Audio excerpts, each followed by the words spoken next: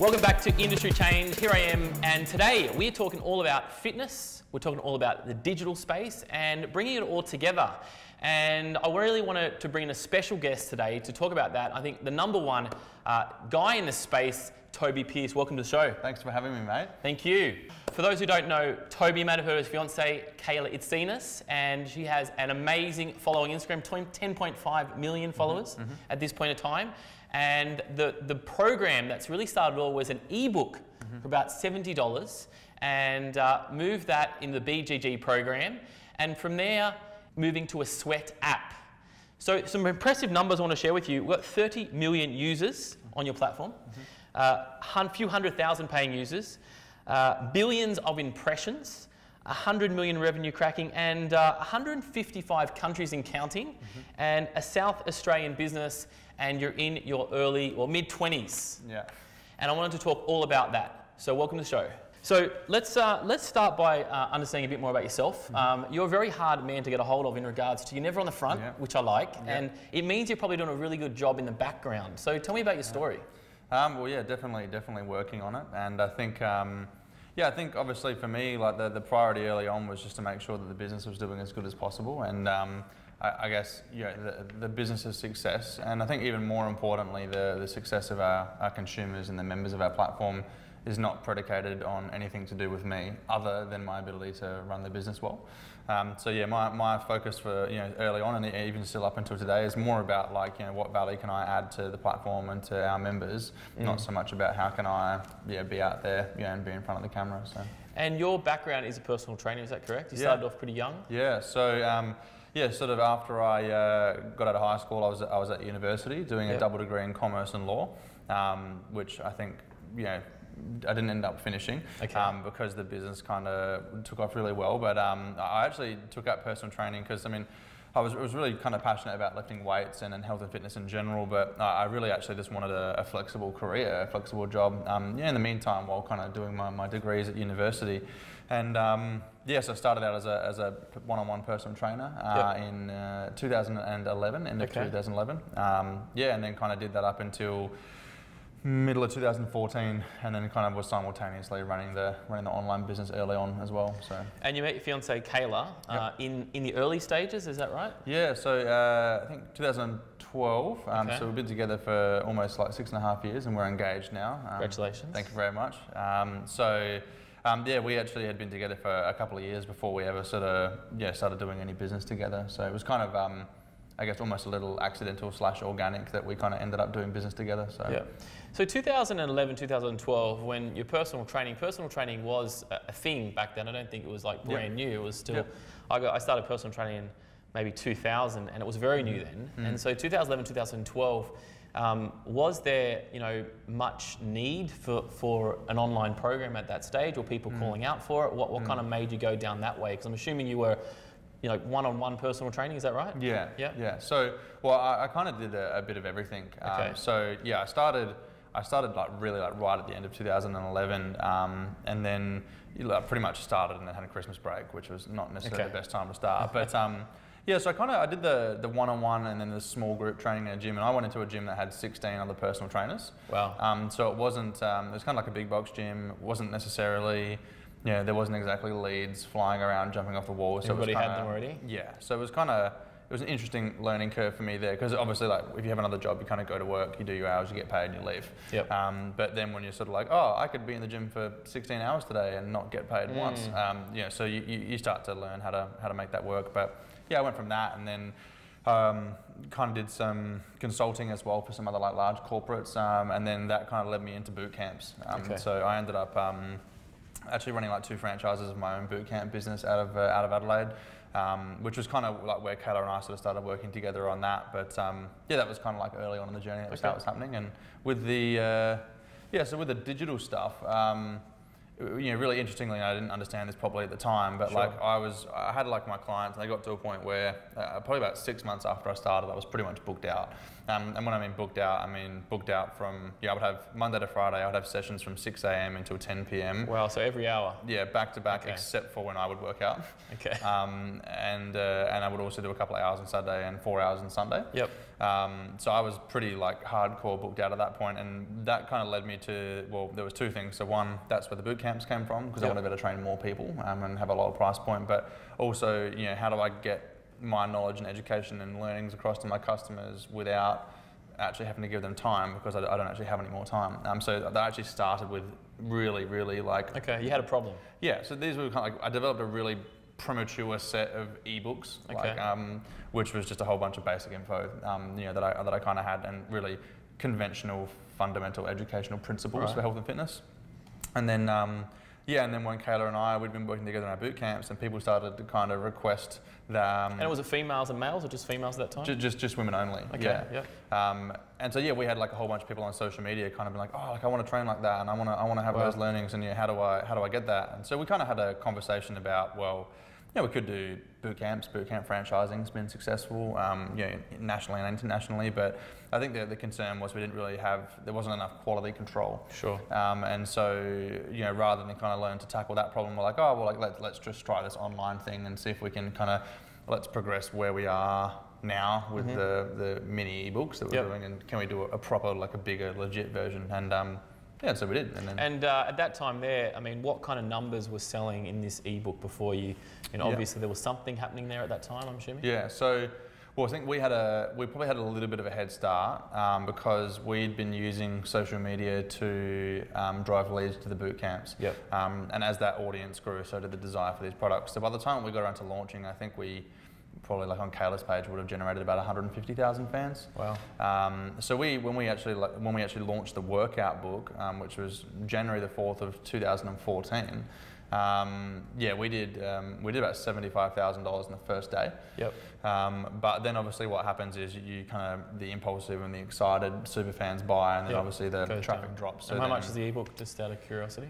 So at that point it was about $70 for the workouts, but with that you got about a couple of hundred pages of educational information, 12 weeks worth of workouts, a glossary for every single exercise, basic like mechanics of exercise and weight loss and so on and so forth. So it wasn't like, it was probably the equivalent to like 3 or 4 books kind of in one. So you put a lot of energy into this ebook, Yeah, it was hundreds of pages long.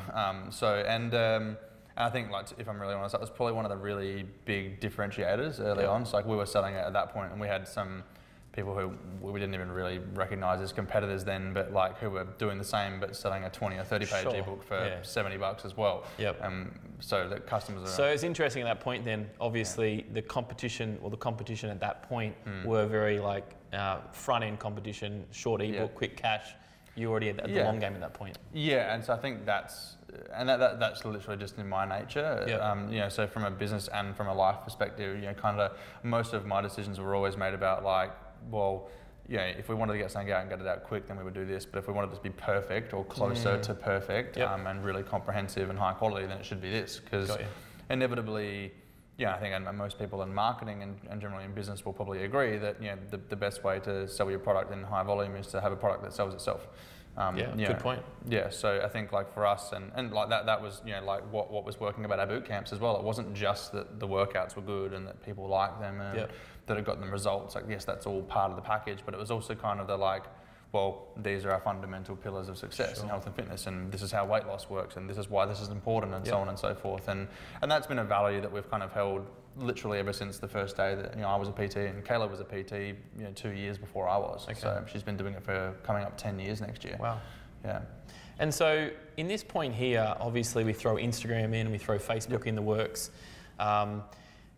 I don't even know actually when Instagram came out, the year it came out. I'm sure you have that information, maybe? Probably, I think, 2011, 2012. 2011. And you were on it 2011, 2012 around that, or was it 2013 or something like that? Probably end of 2012 or middle to end of 2012, I think. Right. But at that point, it was more of a image cataloging tool for us than it was actually a social media platform. And I think, but we did quickly learn how it worked, obviously. And this is interesting because you already had the product out there before that. Then a new platform came, and when you're talking about the product, you had a quality product out there, hundreds of pages. Then Instagram comes out, you're doing your before and after pictures. That's what I'm hearing a lot about, where your success came from. Tell me about that process now. Like, what was the jump when you went to Instagram, or was there a jump at that point?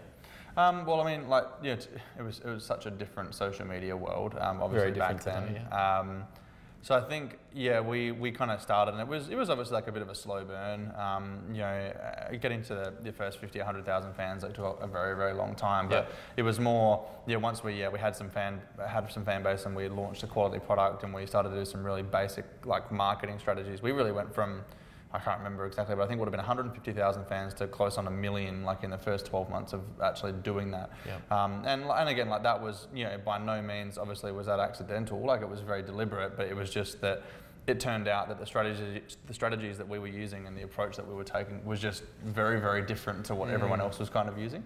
And do you think a lot of like growth, like that, what's that, about 10 times growth right there on Instagram, is it timing? Like if you can do that right now with somebody else, would you have the same effect at this point or not? Well, look, I mean, I definitely think like, can you continually sustain that growth? Like obviously no. But like Kayla's still gaining millions of fans a year. Like she, on Facebook, she would have gone up by probably 6 or 7 million fans this year. So I think, is that 10x growth? Like, no, obviously not. But then, but at that level, like you're talking about really economics at that point, like how many people are actually on the platform. And like so for Kayla, like her total addressable market in her top 10 countries on Facebook, for example, is 175 million women between the age of 16 and 44. So when you talk about the fact that she's probably got close on, I think from memory, close on 30 million fans or whatever on Facebook, like that's pretty good penetration. You're pretty much in there. Yeah. So I think like, you're going to get deteriorating returns. But I think that in relation to the growth, like the platform has changed and will continue to change, not dissimilar to any other platform. But I think the nuance and prowess is kind of about how you adapt and pivot in those changes. So like, for example, when Instagram first came out, it was 100% exposure newsfeed, which basically meant that any piece of content you posted would appear in the newsfeed of any single follower, because they didn't have algorithmic distribution of content that early on, because the business just was not that developed and they didn't have the data science capabilities. A little bit specific, but I like it. I like the specifics. But obviously, further down the track, that obviously becomes a thing. So then you need to come up with different ways to engage users in a similar fashion. Even though you're going to be fighting against a deteriorating engagement rate and deteriorating growth rates. So then, videos weren't available. Then it became available. That became a thing, and then stories became available. And so there's all these different things. It's kind of how do you use and leverage each of those tools and opportunities to the best of your ability. I think a lot of people kind of look at those things fearfully, whereas we would look at them and say, well, that's just the next opportunity for growth. That's great. Great mindset. And I'm going to keep flicking through the tactical concept, I think, because we're in that world now. Let's talk about Instagram. We have a lot of Instagram famous. There's Instagram famous everywhere at the moment, and you guys are doing something very different. You're very careful on what you post. You told me before that you take 0 sponsors. Is that correct? I'd love to know the angle on that and the type of content that you actually post that's very different to the Instagram famous girls or guys out there that are really showing a lot of their body, that are just posting and posting, taking a lot of, I guess, influences and taking opportunities there. Can you tell me why you've gone against that whole concept? Well, I mean, I think, so from a branding perspective, like so to label, like what it is. So like take Kayla for example. Is our mission to make her an influencer, or is our mission to make her influential? Right. Yeah, and there is a key differentiation there. So an influencer is a type of business model basically. Like they're leveraging their fan base to do collaboration endorsement deals to generate revenue, right? So our argument to that would be, subject to one of the very few types that there is, out of all the different types of opportunities and deals, this is my favorite tea or protein or clothing or whatever, right? How much value does that add to our customer? And the response is typically 0, because if I'm wearing this clothing, that does nothing for you. I mean, other than like you might say, cool, I like that clothing and buy it, but that still actually added no value to you. Like you've acquired a new sports bar or new tights or whatever. And like for us, a lot of what we do was always really kind of, it was very customer centric. It's like, well, what value does this give to the customer? Is it a tip? Is it a fact? Is it motivation, inspiration, aspiration? Like what different type of, kind of value are we adding to the person? And, promoting things doesn't do that. And I think as well, I could go down this rabbit hole for a really long time. But I think as well, if you really, really want people to listen to what you say, you say less. And so it's kind of the boy that cried wolf story. If you cry wolf all the time, the one time when you actually cry wolf, then no one's going to come, right? And so from a promotions perspective, if you're constantly saying, this is my favorite, and that is my favorite, and this is my favorite, and that is my favorite, like, you're just saturating your audience. And then eventually, whatever actually is your favorite is no longer important. Sure. So we would much rather be able to say, like, this is the one thing, and everyone really listen to that because we have the credibility, rather than everything being my one thing. Well, then you're starting to basically turn into an infomercial. Yeah, brand, right? Yeah, and so like I think for us, like we want to be influential. So when we say things that people actually genuinely listen, and that requires trust and credibility and so on and so forth in consumers, which you just don't get if you're one or the other. So let's go a touch on there. Like, so vanity marketing. I mean, what would you consider that then? Yeah, so I think there's a really interesting really interesting thing. Like, so from a content creation perspective, and I'll start really deep and I'll kind of come out. But from a content creation perspective, you very often say, like, okay, as a marketer, like, my job is to deliver to you, my manager, the absolute best stats.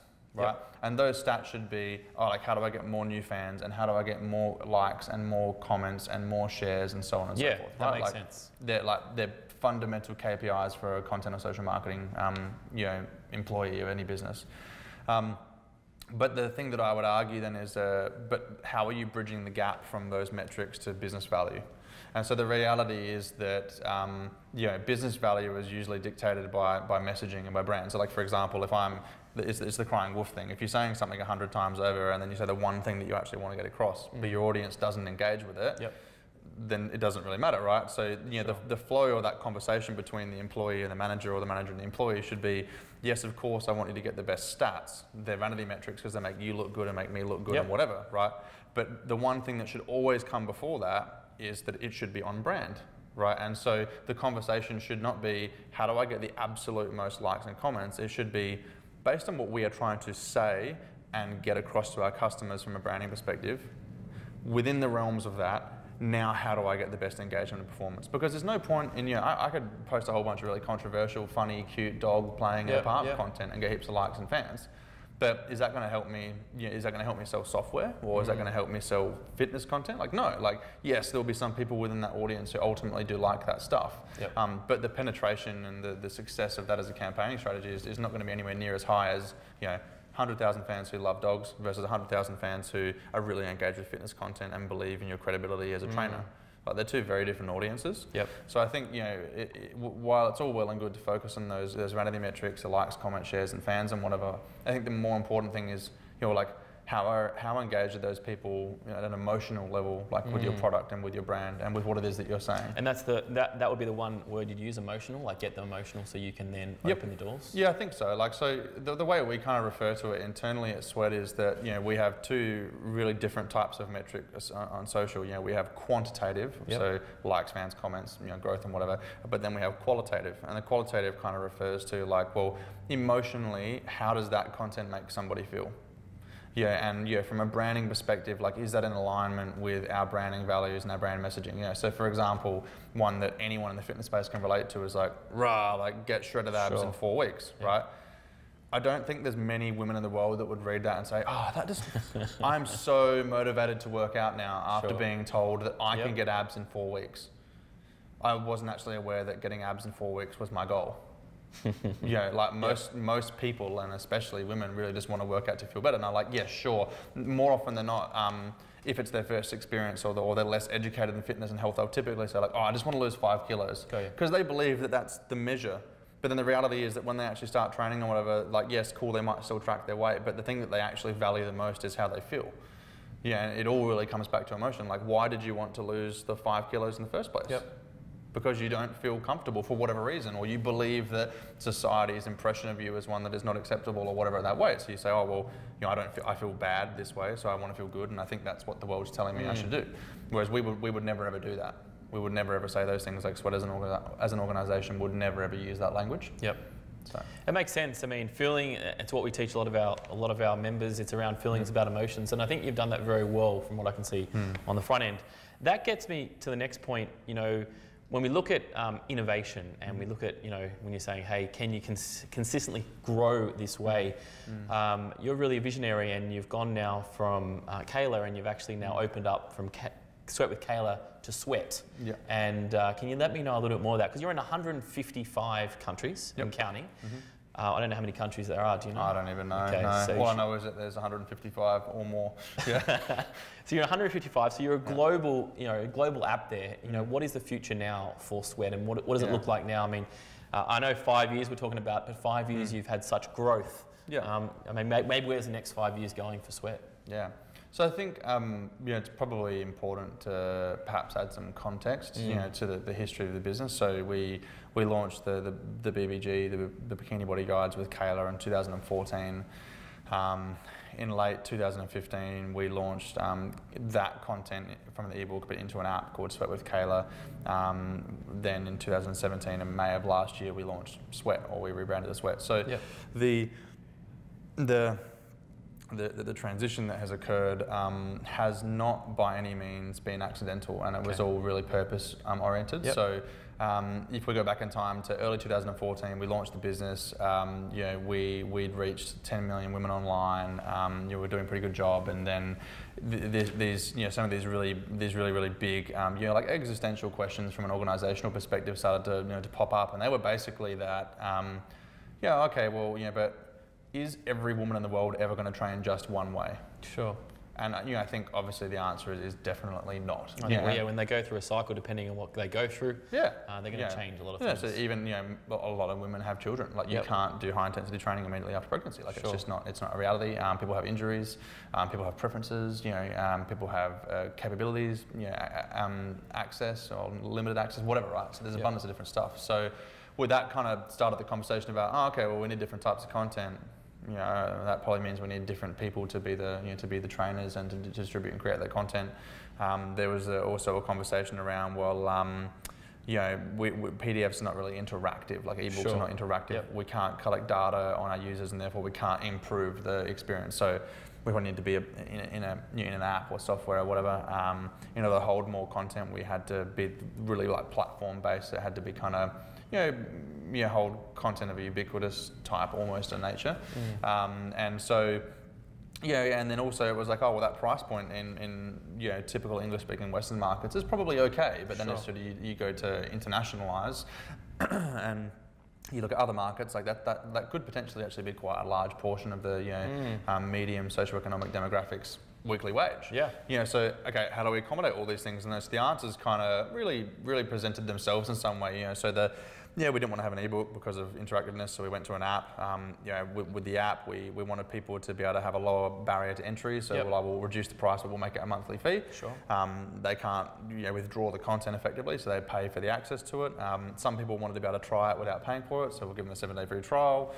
Some people wanted it in different languages, so we localized it to 8 languages. So all of these things started to happen, but the really big play there was obviously how do we get to Sweat? Like how do we get from an ebook to an app, and then from a single brand monopolistic content source? And that's what nobody I've seen in your kind of space has actually done. This is the big difference I'm seeing. Yeah, and so I think for us like that. So if you look at it, if you zoom back and pause on time quickly, you say, we went from BBG to Sweat with Kayla, which wasn't an accident because we'd already known that the business was going to be called Sweat. And so that was the smoothest way of transitioning the brand from one person to a platform, and from Kayla being probably the most well-known and influential women's personal trainer in the world, to being a personal trainer within a platform. And so we had to take those steps to do the pivot. And I think fortunately that's been really successful and it worked out. But there was a lot of there's a lot of behind-the-scenes thinking that kind of went into that, and and how you differentiate from an individual or a personal brand to a platforms brand, because they're two different marketing methods. So you're still marketing with the individual though, right? Is that correct? Yeah. And you've got that brand. Is there a future to get more, or are we stopping at 3? Or definitely not stopping. Definitely got some stuff coming up very soon that will be pretty exciting, I think, for our audience. But I think for us, the simple way of putting that is how do we become how do we become the biggest digital gym in the world? How do we become how do we find a way to provide value and assist women in their fitness journey, regardless of where they're located, what point they're at in their fitness journey, what type of training they want to do, like all of those things. How do we help every woman, basically? And that takes me to another point. I mentioned before, like mentors and your visionary approach. You're 26, you've had massive growth, and you're behind the scenes and really pushing this brand forward. Where do you get the visionary ideas from? Where do you get, do you have a mentor? Do you believe in mentors? Do you have a coach? Do you hang out in the digital space? Do you hang out in the fitness space? Where do you put your energy, or what books stimulate you? Yeah. So I think I kind of initially had the idea for Swear as a platform when I was 22. Okay. And was kind of already running a couple of businesses at the same time. I think like really early on, there wasn't necessarily really a good opportunity to have a mentor with the specific experience that I kind of needed. So of course, I surrounded myself with smart people that were knowledgeable in certain areas, sure. And whether it be friends or even like my accountants and lawyers and whatever, just to learn yep. some of that stuff. But I think early on it was pretty hard because we were kind of really like on the forefront of a lot of stuff that was happening both in digital and in fitness and in technology and so on and so forth. So how you find one person to do all of that is difficult, but I think also how do you find someone at all in South Australia in a space that we're not in SA. We have a lot of agricultural and real estate and building businesses. Yes. We don't necessarily have a lot of software and technology. Now that's definitely on the change, and that's really great and exciting. But 4 years ago, it wasn't necessarily that way. So I really spent like a lot of time kind of self-learning, read hundreds of books, hundreds of podcasts, thousands of different blogs and articles online. And that just, basically tried to put myself on a vertical learning trajectory. Now it's very different. I'm really fortunate to be kind of very, very well networked in, in the spaces that we are as a company. So from the outside, people would probably say we're a health and fitness business, and of course, like we it's the product we have exercise scientists and nutrition scientists who work in our company, like we have them as employees. But I think we would probably more so say that we're actually a software company and a subscription company and a media production business and so on and so forth. So I've got people in my life who I'd say have run tremendous software businesses who I learn from. People who are great on content and production and so on and so forth. And then obviously just people who are general business leaders who I've been able to learn from or who I aspire to be like. So that drives me to the next question then, what is the why when somebody can self-learn like the way you've done, really project it really fast, what is that thing that keeps you up? What's the why for you that you can actually go and study yourself? Well, I think it's probably, I guess a why is probably a good question, but I think maybe, maybe it is a why, right? But like, I'd probably say it's not necessarily about when I should learn or what books I should read or whatever. It's more about like, why not? Like in some regards. So a lot of people kind of take the approach of like, oh, so-and-so said this is a great book. Like, I'll just go and read it. Yeah. But we've all got limited time. Sure. So my approach to learning was more about, okay, cool. Like we need to hire a project manager because I feel like we have all these problems. So let's read 3 books about project management so that when that person comes in, I can communicate with them. So you're going deep as you need something, you go deep, you figure it out, and then you move to the next one. Yeah. So it's solution-based learning. Like I'm learning this particular thing for that exact purpose. I'm not just reading random business books and random motivational books for the sake of it. Like, as an individual, like personally, I'm not really lacking any motivation. I'm not really lacking in those things. But when we started, when we first made the transition from being a typical kind of e-commerce business, which is not really software, into a software company, I'm like, oh crap, I don't actually know anything about software. Okay, so what's an API, and how do you write in these languages a program, and what software architecture look like? And so, I don't need a degree in computer science, but like having some kind of surface level knowledge or slightly below surface level knowledge is really like fundamental to the success of my role as a leader. Because effectively early on, the way that I explain this to a lot of people is that early on in a business of any type, like the CEO or the general manager, the director, the owner, whatever is let's just call them a CEO. They're really a chief everything officer. Yes, they're not really a chief executive officer. Yep. So you do whatever the hell you need to do to keep the business moving forward. And so, if that means I've got to recruit a data scientist, recruit a data scientist. If you've got to recruit a project manager or computer science or whatever, and you can't, how can you possibly hire and lead and manage someone in those areas if you don't even really know what they're doing? So I think obviously there's a fine line between going too deep, in a particular area of learning, but I just think like it's almost like I'm obligated to have some idea about what they're doing, because otherwise how can I lead them and how can I tell them what's a priority? So. I love it. Makes perfect sense, and that kind of gets me on the question leadership. In one word, how would you summarise leadership? probably defining where we're going. Like, it's just not really one word, but it's defining the So end. having that vision. Yeah, it's just, well, Northern Star. Yeah, there you go. So like, everyone in the organisation plays their part, but are really, really important for people at an individual level in an organisation is to be able to say, today I did this, I am a copywriter, or I work in PR or customer support or whatever. Today I did this, and this thing contributes to that. And that is why I'm here, and that is where we're going. Because I think otherwise, like, no one wants to go to work and do pointless stuff. Like there's a, if you feel like you're going to work every day and you're kind of doing the same thing over and over and over again, and there's no value to it, then eventually you do it slower and slower and of lower quality, right? So there's a really cool, I'll probably kind of mess it up. There's a really cool example of this where they had, factory workers come in and like construct a box, which would take 20 to 30 minutes or whatever, and then the person in front of them would smash it and destroy it. They'd be given another set and they'd do the box again. And basically what would happen is the performance of this group versus the standard group, these guys would be at a normal pace and a consistent pace, whereas these guys would continuously deteriorate and deteriorate and deteriorate, and then eventually obviously not want to do the job because there's no fulfillment and you don't know where you're going and why. So I think as a leader, like at any level in an organisation, is basically just about setting like, this is why, and that's where we're going. Be very strong at that. Yeah, and that's it. And that's definitely not something that I have been very good at. It's something that I'm really learning. But yeah, I think it's an important facet of any leader. Well, I think it's a great journey to have because you're pretty much, as you said, you're learning, you're going deep, you're figuring out, and then you move to the next challenge. Yeah. Before I get into some tactical questions, I know I'll wrap up soon. Let's talk about, just quickly go back, you do a lot of world tours, and in 2015 you did a world tour.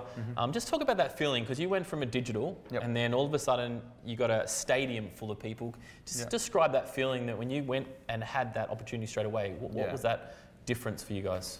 Yeah, so I think, I think part of running any business is obviously about emotional highs and lows, right? But also even within just the emotional highs, there's very different kind of highs, so if you're, you see your fans go up, like another 10,000 new fans this week, or another 1,000 new email subscribers or whatever, like, you're like, cool, that's in the green, that's good, like we're winning, great, right? But then if you show up to a stadium on the other side of the world and all of a sudden the 10,000 digits on your screen turn into thousands of people in a room, you're doing the workout and the product that you created, like that's a really different type of emotion. It's really, it's one of those ones that really punches you right in the chest, that you definitely feel. And like, I think that was a really, we've been doing those year after year since 2015, and it never changes. Like, it's a very, very surreal moment for us. And I think it was just really, really fulfilling to see this is the product that we built and all the time and energy we put into it. And people are actually using it. Like, they're using it, right? But like when you see them, you see thousands of them in a room doing it. Like, we're doing millions and millions of workouts a year on our platform. But seeing that number is very different to seeing a few thousand people work out in one room together. And I don't think that'll ever kind of lose its feeling for me. Amazing. I've got a few tactical questions just to wrap up. And the tactical questions are like, if you could say there's one great Instagram hack or move, what would it be? Is it images? Is it videos? Is it hashtags? What do you think? Look, I definitely think videos are a really, really great, they're a really, really great way of engaging with your audience. But I think, I think that the hack or the philosophy that we have is like, how do we create high enough quality content in a really, really, really rapid, period of time? So it's all well and good to create like ultra high quality content, but the reality is that actually typically performs less strongly than kind of really off the fly. That's why you look at companies like Snapchat or even stories on Instagram, because the authentic stuff works well. So I think video content that's quite like authentic and not raw. I don't like the word raw, but we use the word raw. I think is a very, very good strategy. Excellent. We've had some massive growth and massive success, and I think what I love about this story is that I always love to interview the people behind the brands as well. And so I know Kayla is out there quite a lot as the face of your brand, but to me, it's amazing how the engine works in behind the scenes and things like that. And just one last question, because I know we could talk all day here. One last question in regards to, if there's a PT and they're in that journey that they're maxed out hours like you were. What's your advice for them? Is it continue the PT journey? Is it to crack it in the digital space? What would you say if you could look back? I think the crack it in the digital space or keep going or whatever, that they're almost the solutions. I think for me, like I always, you got to start with the problem before you have the solution, right? And so yeah, the problem for me, like early on when I was a PT, was basically about like how do I either train more people or just provide a better service to the people that I have now. So I think to answer the question about what's the number one focus, like really I think it's just customer centricity. I can't possibly sit here and say to everyone that cracking it in the digital world is just exactly what you should do. And I think that if everyone said that the digital was the only way to go, then they probably don't necessarily fully understand everything, because there's different types of business require different strategies to get different results.